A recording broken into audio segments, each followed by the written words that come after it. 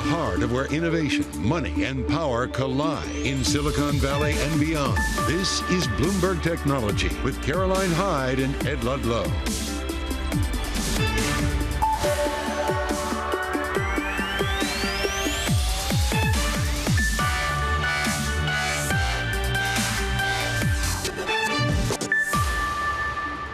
I'm Ed Ludlow in San Francisco. Caroline Hyde's off. This is Bloomberg Technology. Coming up this hour, we bring you live comments from former President Trump as he prepares to speak on his guilty verdict. Plus, we'll hone in on tech earnings and break down results from Dell as shares sink after the report. And we speak with EU Commissioner Věra Jourová to talk social media, elections and misinformation. We are awaiting live comments from former President Donald Trump after he was found guilty in the first criminal trial of a former U.S. president in U.S. history. For more, let's go to Bloomberg's Anne-Marie Horden in New York City and David Gura, who's actually outside of Trump Tower, where Trump is set to speak at any moment. David, we start with you. Former President Trump has already given comments. He's made his position on the outcome of the trial known. What do we expect to come later? Yeah, we got brief comments yesterday after that verdict was rendered. The former president came downstairs in the courtroom in Lower Manhattan and decried the proceedings and criticized the judge for what had happened and looked ahead to November 5th to the general election. He said that's when the final verdict will be rendered. I expect that in just a few minutes' time, we're going to hear something similar, a variation on that theme from the former president. We're looking for two things. We're looking for some insight into his temperament, how he has reacted to this astonishing verdict, this historic verdict yesterday. Also looking at sort of what he has to say about the path forward for him. There are a couple of key dates now that lie ahead. The first, July the 11th, that's when he's scheduled to be sentenced again here in Manhattan by Judge Juan Merchan after that verdict was reached yesterday. Then, of course, November 5th, that is the general election in the United States. I'd be remiss if I didn't mention that just a couple of days after that sentencing date is the Republican National Convention. There's a debate just before them. So this is a busy calendar, busy political calendar that is sort of interwoven with the legal calendar. And aside from temperament, what happens with those dates, we want some indication of how this appeals process is going to go. Former President Trump's lawyer was on television last night talking about their intent to appeal. What's the timeline for that going to be? How is that going to dovetail with the sentencing memoranda that are going to be filed as well? So, Ed, paying attention to all of that, hoping to get some insight here from Donald Trump when he makes his way to the atrium of the building behind me in just a few minutes' time. AMH, the political story, and if there is one thing that President Biden and former President Trump agree on, I think it's that November 5th is where real decisions will be made. Absolutely. That was the message from both those men yesterday evening when they used this verdict to really go out and say their side of the story and try to campaign off of it. That is what Joe Biden's campaign tweeted, as well as that's what the former president said yesterday. And to David's point, I imagine he's going to make that same pitch again today. And they're both campaigning off of this because this does matter for November 5th, because right now, Ed, when you look at the polling that was done ahead of this verdict, it's very muddy in terms of it's a mixed bag. It feels like a fickle electorate. I want to bring you two polls. PBS NewsHour, NPR Marist poll said 67% of voters said a conviction would make no difference to who they decide to cast a vote for on November 5th. Very key to that, more than 70% of those individuals were independents. Biden will bring his base. Trump will bring his base. They have to fight for the people that are on the fence and unsure of who they're going to vote for, especially in the swing states. But then ahead of that verdict, we also had a survey from Marquette Law School, and they said that a guilty verdict would produce a 4-point lead for Biden head-to-head in national polls, while a not guilty verdict would have resulted in a 6-point Trump lead. Time is only going to tell what message is going to land with the electorate between now and November 5th. Bloomberg's Anne-Marie Horden and David Gura, thank you. We'll get back to both of you later in their hour. And as you can see the podium and live shot up, we will bring you former President Donald Trump's comments as they begin. I want to talk a little bit about markets. In the markets, one of the main driving factors was PCE, a growing sense, particularly reflected in the bond market, that the Fed will have room to cut rates as its preferred measure of inflation shows some easing, although equities, which got off on a kind of stronger footing at the open, are a little softer. The S&P 500, the sort of benchmark index down 0.5 percentage point. We also continue to reflect on former President Donald Trump's guilty verdict. Trump Media and Technology Group off session lows, down 3.8%. There was a much more profound move lower in after hours trading last night. It actually opened higher. It's down lower. We use it as a proxy for sentiment, and we track that stock based on the market's interpretation of what is happening with President Trump. Also important is the earnings story, and that is Dell. Dell is down 21%. Extremely high expectations. This is a stock that was soaring, and investors were believing the AI story in particularly Dell's server business. But those high expectations weren't met, even though we saw the first quarterly revenue growth in quite some time. Let's go to Bloomberg's Brody Ford. Brody, I think that kind of sums it up. This was a company that was doing well. The stock was riding high. Expectations were high, and they didn't meet those off the expectations. Yeah, being down 21% sounds bad until you remember that they were up 130% through. I mean, this is a stock that's outperformed NVIDIA this year because everybody remembered that, wait, hold up, Dell makes more than computers. They make servers. They make high-powered servers. If you want to train AI models and inference them, you need these AI servers. And so they've really vaulted over the last year as they've seen their orders for these AI-oriented servers go from about 0 until up about 3 billion, right? And so it was... Brody, Bloomberg's Brody Ford. President Trump is speaking in New York City. These are, in many cases, I believe, sick people. When you look at our country, what's happening where millions and millions of people are flowing in from all parts of the world, not just South America, from Africa, from Asia, from the Middle East, and they're coming in from jails and prisons, and they're coming in from mental institutions and insane asylums. They're coming in from all over the world into our country. And we have a president and a group of fascists that don't want to do anything about it because they could right now, today, he could stop it. But he's not. They're destroying our country. Our country is in very bad shape. And they're very much against me saying these things. They want to raise your taxes by 4 times. They want to stop you from having cars with their ridiculous mandates that make it impossible for you to get a car or afford a car, but make it very possible for China to build all of our cars.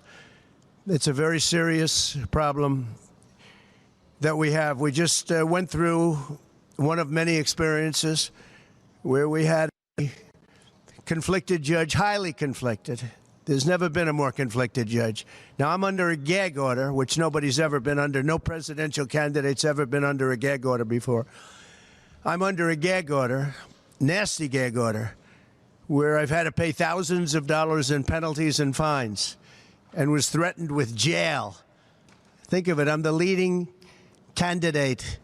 I'm leading Biden by a lot, and I'm leading the Republicans to the point where that's over.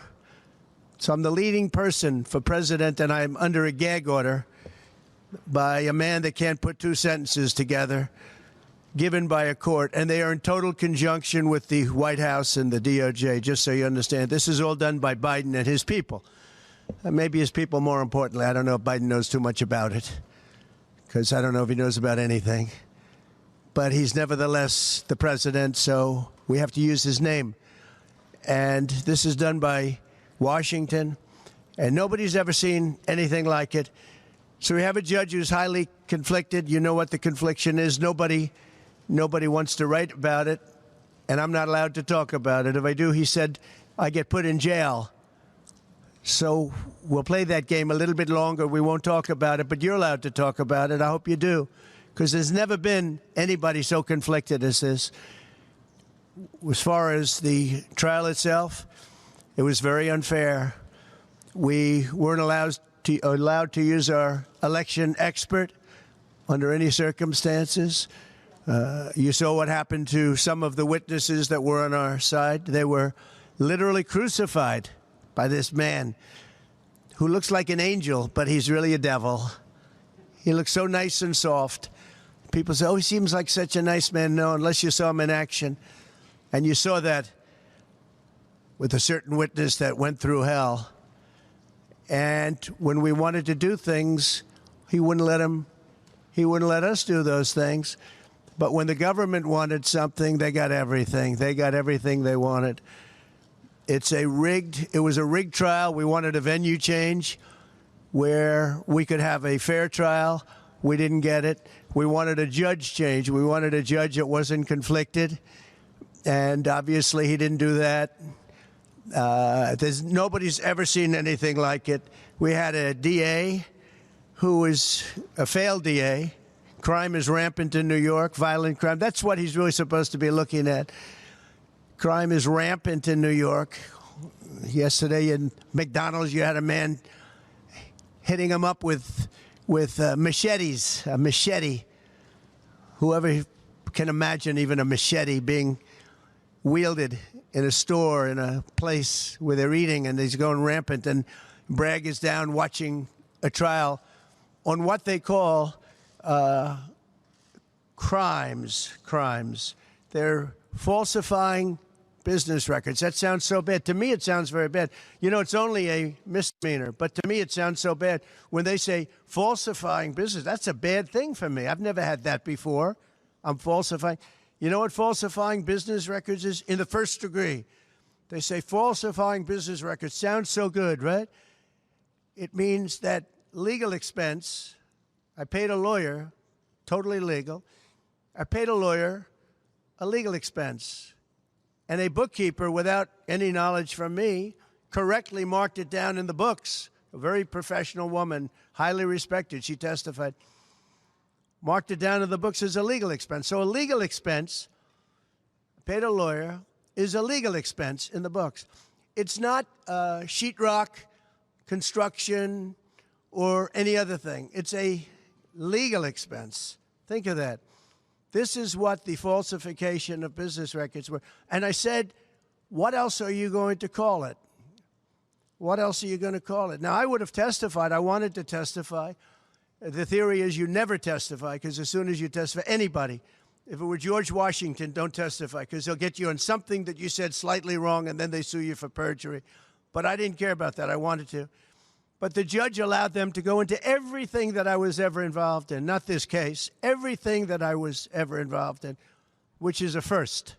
In other words, you could go into every single thing that I ever did. Was he a bad boy here? Was he a bad boy there? And my lawyer said, what do you need to go through? And all you wanted to do is testify simply on this case. Because I would have loved to have testified. To this day, I would have liked to have testified. But you would have said something out of whack, like it was a beautiful sunny day and it was actually raining out. And I very much appreciate the big crowd of people outside. That's incredible what's happening. The level of support has been incredible. So the whole thing is legal expense was marked down as legal expense. Think of it. This is the crime that I committed, that I'm supposed to go to jail for 187 years for.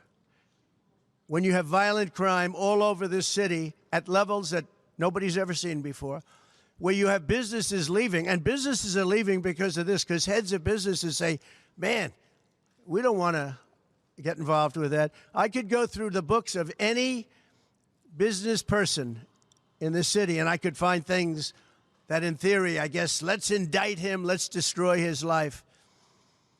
But I'm out there, and I don't mind being out there, because I'm doing something for this country, and I'm doing something for our Constitution. It's very important, far beyond me.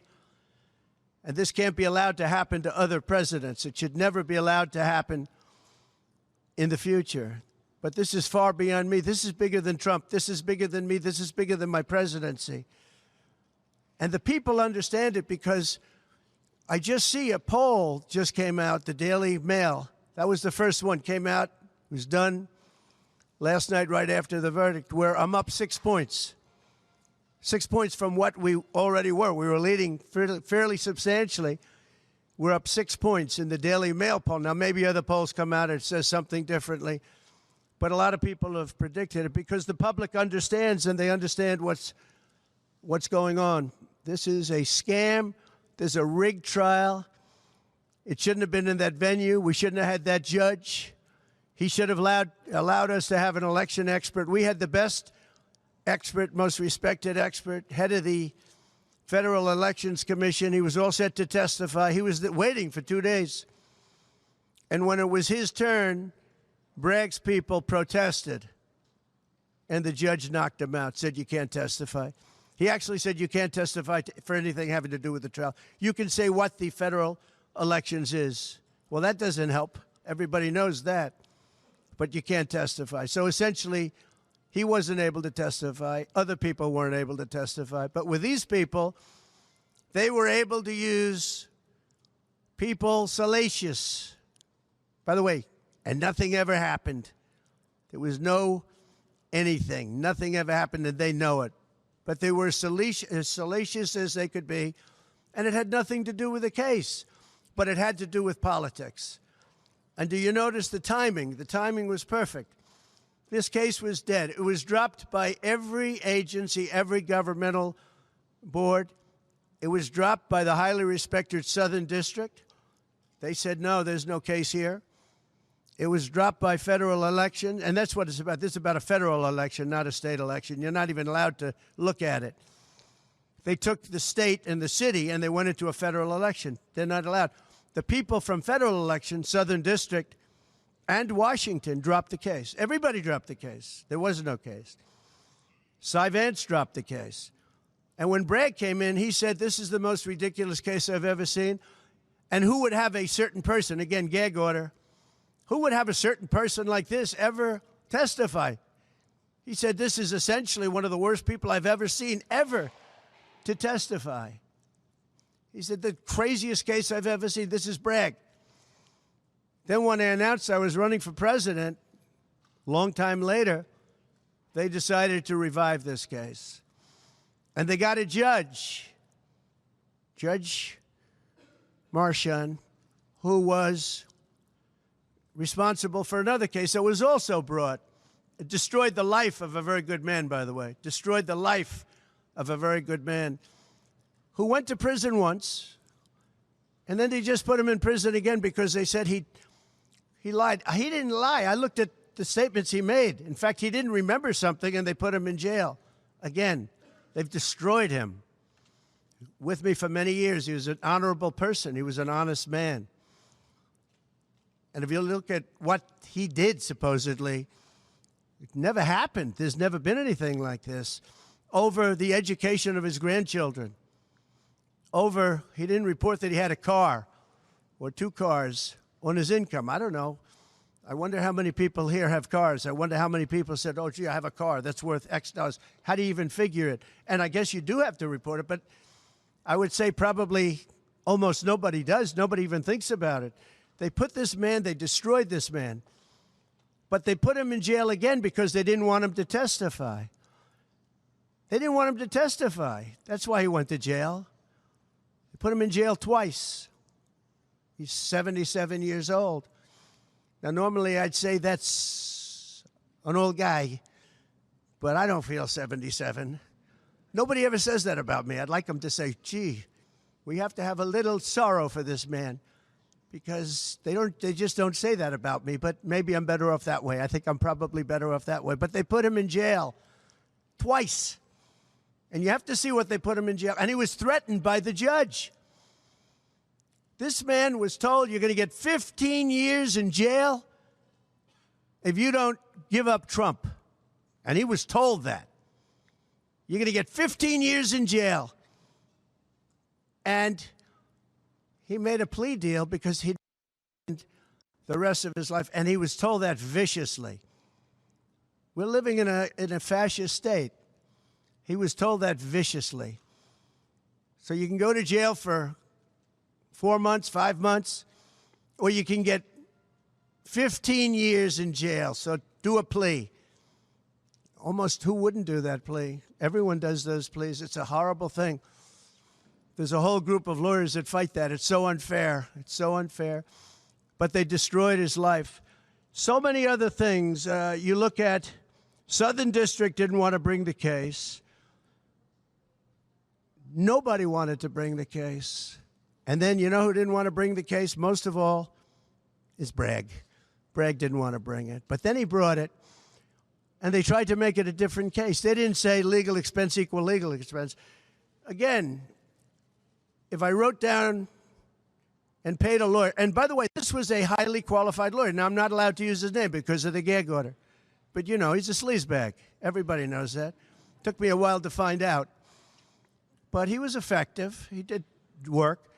But he wasn't a fixer. He was a lawyer. You know, they like to use the word fixer. He wasn't a fixer. He was a lawyer. At the time, he was a fully accredited lawyer.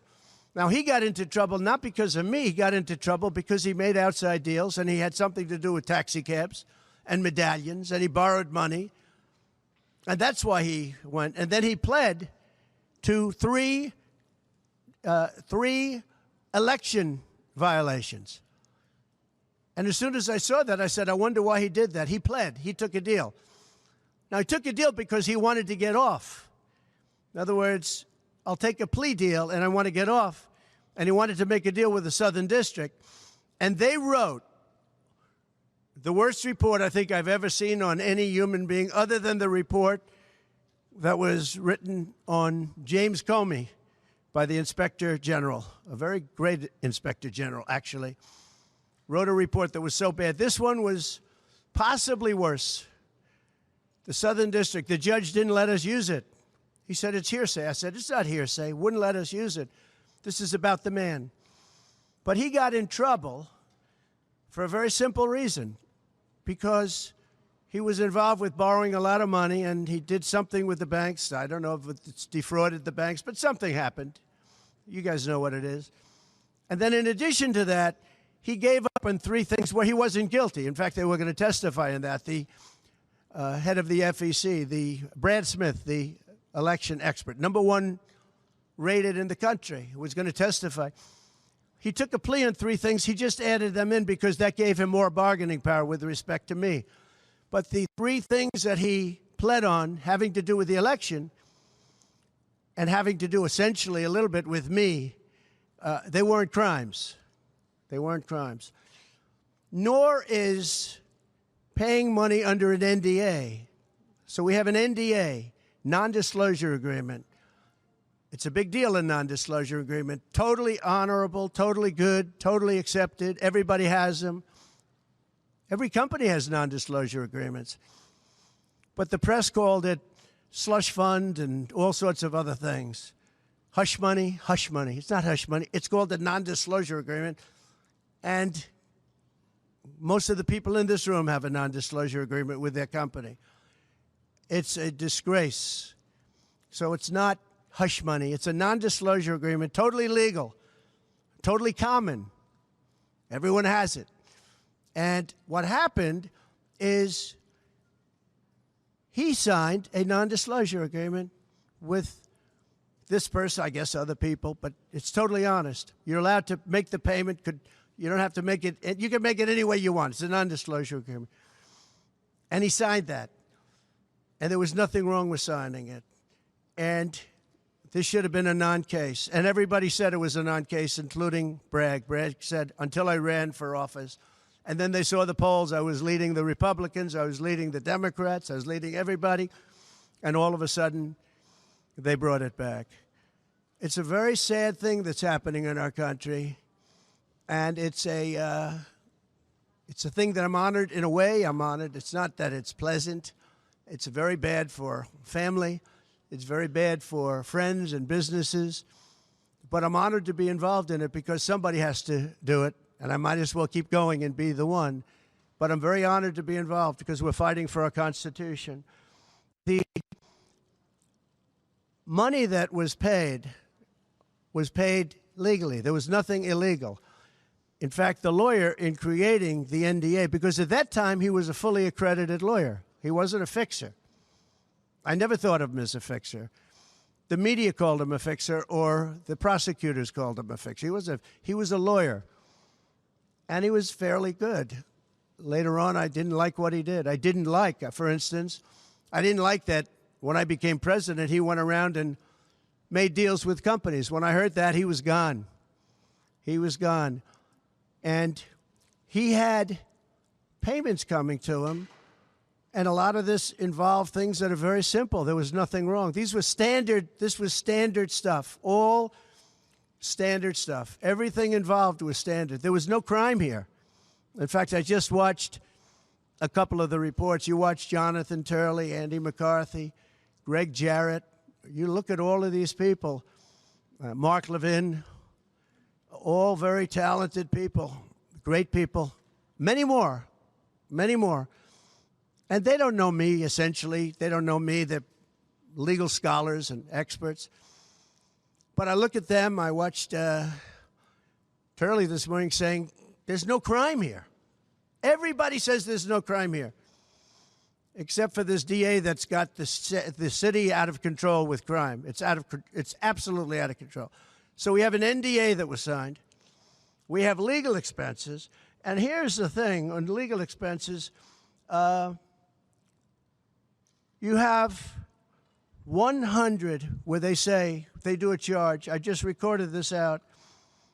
Falsification of business records in the first degree. It sounds so bad. I said, wow.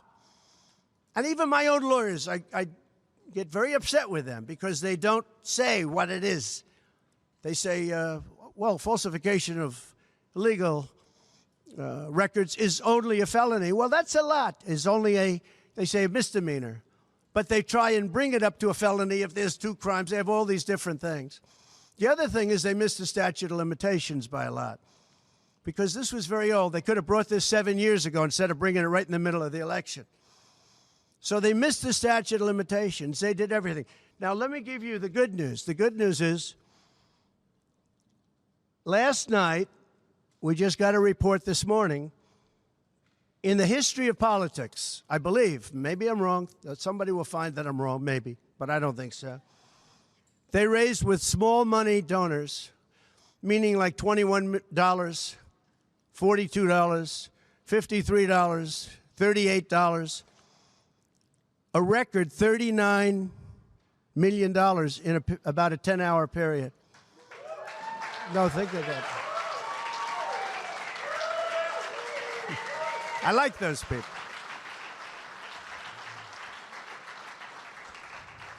Because so far, I guess it's backfiring. Now, I don't know.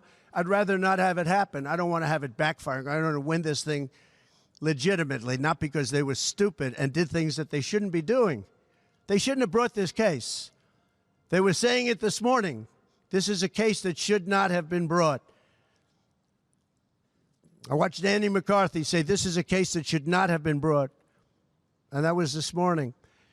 But they all say that. Every legal scholar has said it. And these are great people. They really understand the law. The other thing, a poll just came out. The first poll, I don't know, maybe others will be bad.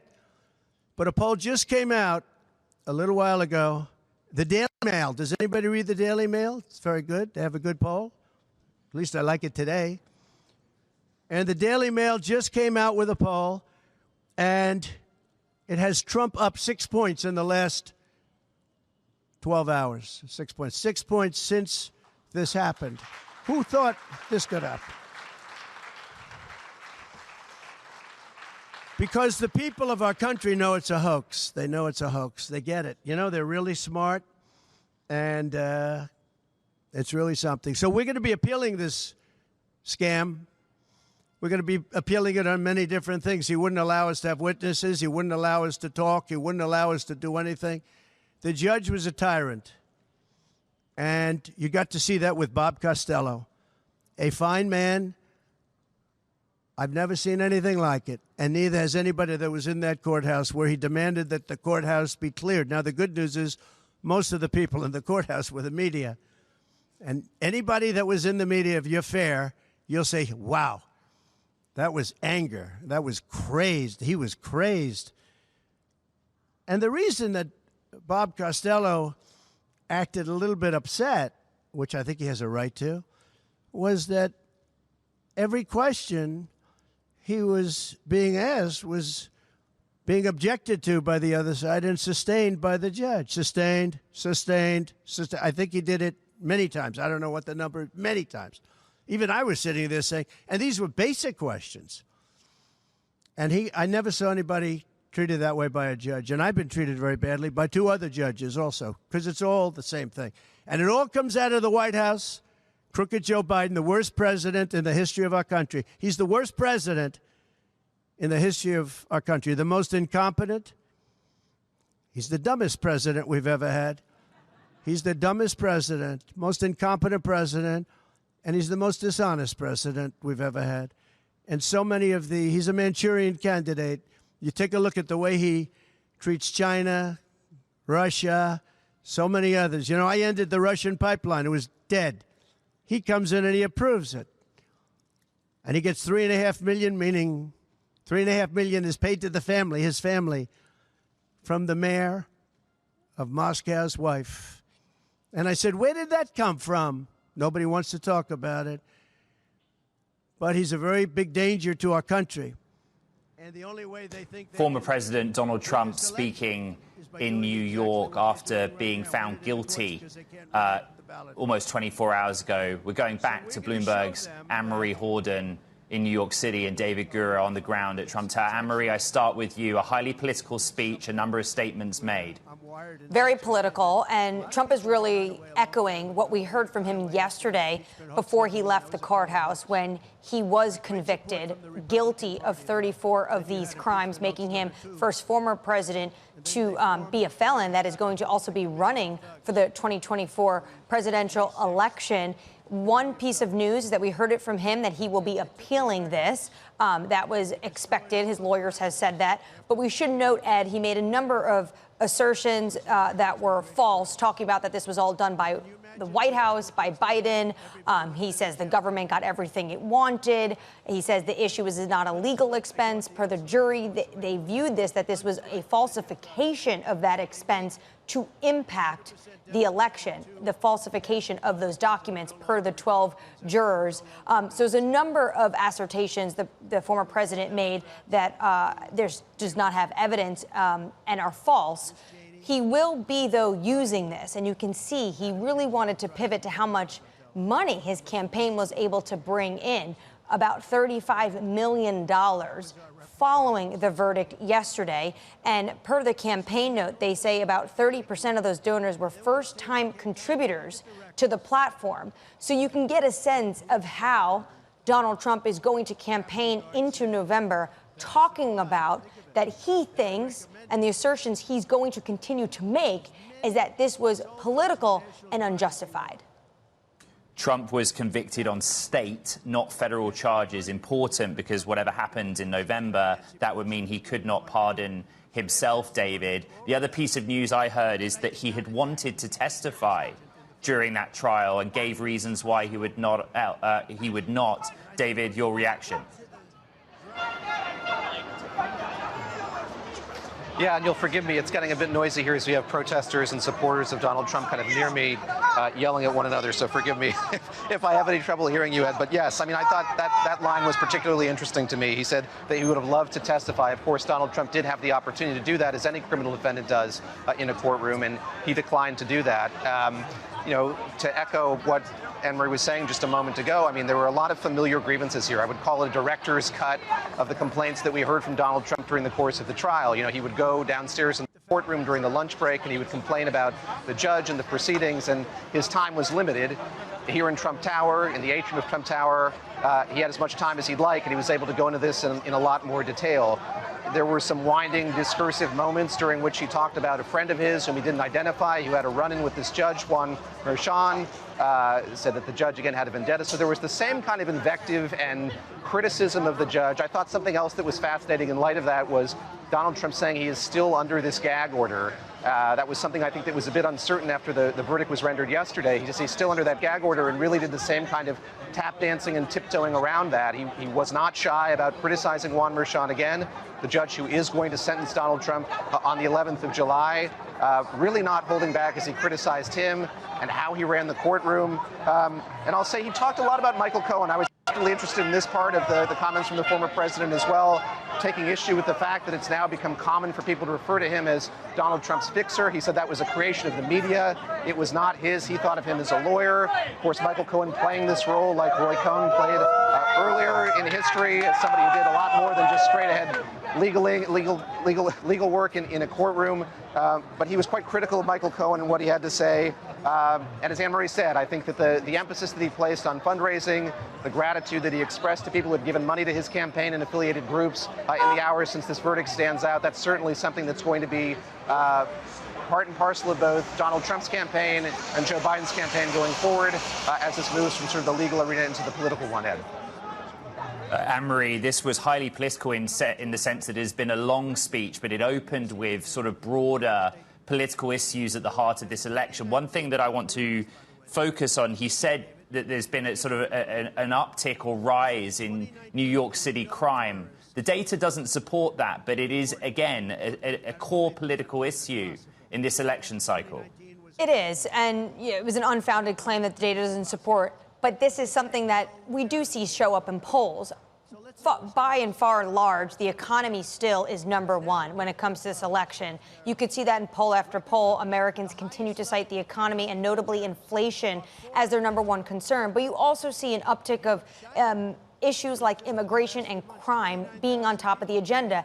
And that's that fear that Trump is trying to tap into, that he does, and he's going to say that the Biden administration has not done enough when it comes to these issues, the economy, immigration, crime. We should also note, Ed, that one thing that Trump said yesterday, and I'm sure he'll reiterate as he's speaking now, and we heard from President Biden, is that really the verdict is going to be delivered by the American people on November 5th. They're using that to campaign. But that's what makes not just July 11th sentencing of the former president, but the debate that's coming just a few weeks before that at the end of June that CNN will be holding. This is the first time we're going to see these two individuals back on stage together, and they can make that pitch to the American people. Because when you look at the polling going into this verdict, it's a mixed bag on whether or not this conviction is going to land as a concern for those people in the middle that both Trump and Biden are trying to get to their side, to go out and vote for them. If this conviction is going to land in terms of whether or not that would mean they would not vote for former President Donald Trump. Bloomberg's Anne-Marie Horden and David Gura, former President Trump continues to speak. We'll continue to monitor and go back as needed. I want to quickly check in on the markets. There's a lot happening in the world. Technology earnings continue. We had important inflation data that supports the idea that the Fed will have room to cut rates in this calendar year at some point 2024. The S&P 500, the benchmark index in the United States, down 0.5 percentage point. At the short end of the curve, US two-year yield dropping 3 or 4 basis points, 4.88%. We continue to track Trump Media and Technology Group, the publicly traded parent company of the social media network associated with Donald Trump, as somewhat of a proxy for what is happening in real time during this program. That stock down 4.6% and near session lows. As I said, we'll continue to track what is happening in New York City as former President Donald Trump speaks. Let's bring things back to San Francisco. The European Commission's Vice President for Values and Transparency, Věra Jourová, is in California and met with the CEOs of X, Meta, YouTube, Google, Netflix, and TikTok to discuss the impact of AI on tech, but also how the media and how to safeguard elections against foreign interference. You are the Commissioner for Values and Transparency. We're grateful to have you here, Commissioner Jourová, but I have to ask for your reaction to what you've just heard from former President Donald Trump. His track record in politics, but also association with misinformation, which is what we are here to talk about. Well, it was fascinating to listen to former president, and I can agree with him in one thing, that we have a sunny and beautiful day, also here in San Francisco. The other things I cannot comment because this is justice which is doing the job, and we have never comments on individual cases. On your question, well, I think that when Mr. Trump was the president, we saw a very big tendency for enabling disinformation to influence the public opinion. I don't want to say that he himself was doing it. I don't want to dare to say that. But coming back to the years of his presidency, we saw that the social media were used for manipulation of the public opinion more than before. We have elections in this country this year. You have elections much sooner across the European Union. What was the conclusion you've reached meeting with the heads of those very important technology and social media companies in the last 48 hours?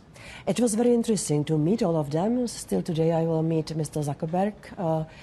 Well, I shared with them my feedback and information which I collected in the member states, because I traveled to more than half of the member states, alerting the representatives of the states and many others about the need to protect the electoral campaign against manipulation and abuse of technologies. So this was my message here, that first of all, I wanted to alert them to maybe increase the preparedness for the elections, but it's still several days only before the elections. Maybe to explain why these elections are important. The people of European Union are deciding on who will be among those 720 members of the parliament who will have one of the first tasks to appoint or nominate or endorse the president of the Commission. And President of the European Commission, it's the person which has the phone number which Henry Kissinger always wanted to have in the EU. So it's incredibly important. And we don't want Vladimir Putin or some other hostile powers to meddle into these elections. And of course, how to do this meddling better than with the use. So, for example, you're going to meet with Mr. Zuckerberg later today. There are 450 million people almost across the EU. And so many of them will use a Meta product, Facebook, Instagram, WhatsApp. They have been issuing threat reports. We've covered them on this program. And they argue that the industry's current defenses, particularly in the context of malicious or content or misinformation generated by generative AI, they believe they have the sufficient tools and defenses. Are you convinced of that? Well, they know well that in the EU we have the legally binding set of rules, which is the Digital Services Act, which wants them to do, I am simplifying incredibly, two things. First of all, to guarantee that there is no crime spread and amplified by their networks. Here I speak about hate speech, including anti-Semitism, different kind of hate speeches against minorities, terrorist content, extremist content, and child pornography. The second thing is disinformation. And here we see that especially disinformation in combination with artificial intelligence or produced and amplified by artificial intelligence is exactly something which can endanger our electoral process. We want the elections to be the competition of real people, real visions, and chance for the voters to cast authentic, not manipulated vote. That's why the platforms who I spoke to yesterday, the CEOs, they explained to me what they have done regarding fact-checking, regarding removals of the illegal content, regarding labeling of AI production. And my message for them was yesterday, and also back to Europe for many other actors, is we have to do more to protect the electoral process. Commissioner Jourová, one name we haven't discussed yet is Telegram. It's an interesting platform in the sense that you had mentioned Vladimir Putin and Russia. There is a growing concern about the spread of disinformation with Russian origins on that platform. Have you any specific findings or actions on how that has played a role in European affairs and the upcoming elections? You have very good information. Telegram is an issue. And Vladimir Putin and other hostile actors are using all the platforms. But Telegram is a special case because this platform is not under the investigation of the European Commission, because they announced to us that they have only 42 million users, and the benchmark for the European Commission to act is 45 million users. So that's why we are now checking whether the figure is right, and in case in case we discover that this is more than 42 million, we will have to look deeply into how Telegram works, because it's true that even the smaller platforms can do very dangerous job in several member states, and Telegram is especially active in the eastern member states where we have Russian-speaking minority. EU Commissioner Věra Jourová, thank you for being generous with your time. Thank you for bearing with us as we carried the comments from former President Trump and your reaction to them. Stay with us. We'll be right back. This is Bloomberg.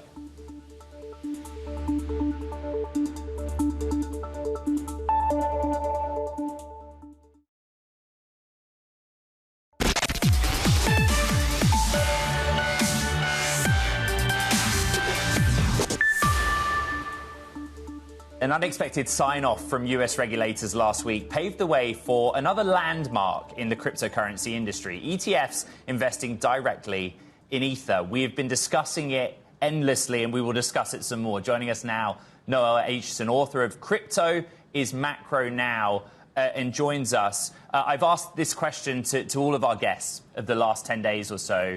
Were you taken by surprise? Totally, Ed. I called this one wrong, I have to confess. I did not expect this fast a pivot so soon. We knew we'd get the spot ETFs sooner or later. We just thought it'd be later rather than sooner. Noelle, you'd assume that there is demand for such a product, and that demand must be based on something. So give me that big picture, the importance of a spot ETH ETF. I'm going to push back on that slightly, Ed, and my personal view is that we're not going to get a lot of demand for this product. It's not a good product, bottom line. It's great news for the industry in that it increases awareness and it brings in institutional funds that cannot invest in anything that is not listed on a regulated exchange. But as for, is this a good product? It's not going to be distributing staking rewards, which means that anyone investing in this product is foregoing roughly a 4% yield. For many, that's a convenience fee, but for professional investors, that's a hefty cost to have to justify to your clients. Throughout the course of the last week or so, many of our guests have labelled ETH as different things. I don't want to put words into your mouth, but if Bitcoin is digital gold, what is ETH to you?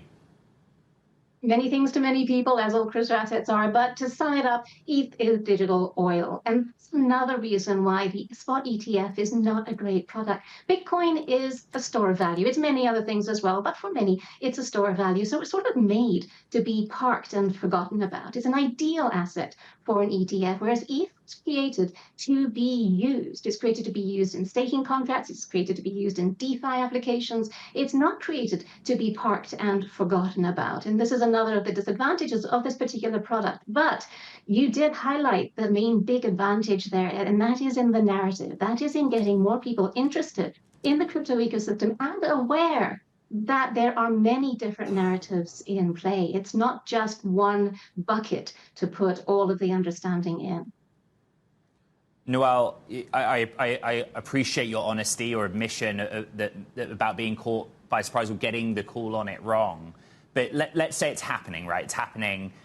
Are there any parallels we can draw with the process of and the play out of a spot Bitcoin ETF and the procedure and cadence of what might happen from here? That's an excellent question, and truthfully, it is one that we're all asking. No one knows the timing on this. With Bitcoin, it was boom, boom, and launch because it was expected, it was flagged, we were all ready for it. Whereas ETH caught everyone off guard, and I do think it actually also caught the SEC off guard, and they're still scrambling to approve the S1s. We don't know when that's going to be. Many are saying, your analysts are saying, and they do have an insight into that. They're saying that it could be during the summer. Hopefully, it could be pushed back though if the SEC wants to stonewall this. But then again, if I were them, I just want to get this out there. Let's move on. Noelle Acheson, author of Crypto is Macro Now. Great to have you back on the program. Very good to see you. Thank you. Happy Friday. Stick with us. We will be right back. This is Bloomberg Technology.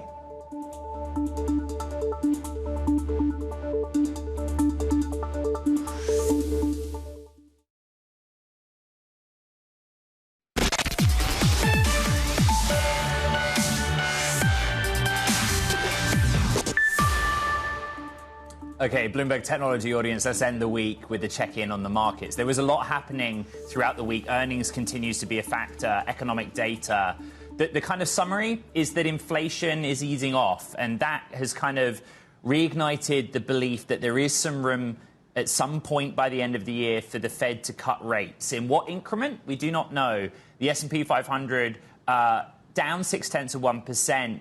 We are seeing a sort of rally in the bond market, and bonds are set for their best month in the year as inflation's fading, right? But what happened with former President Donald Trump is still a factor. Trump Media and Technology Group is the parent or holding company of the Truth social media app. It is down more than 6% near session lows. It had fallen much more significantly on Thursday night after the guilty verdict for former President Donald Trump, and we carried his speech earlier in this program. That does it at this point, and this edition of Bloomberg Technology. As I said, recap what was discussed, the reaction to and analysis of former President Trump's comments on the podcast. You know where to find it: Apple, Spotify, iHeart, and Bloomberg. From San Francisco, it's been a week, and there's so much more to come in the world of technology. This is Bloomberg Technology.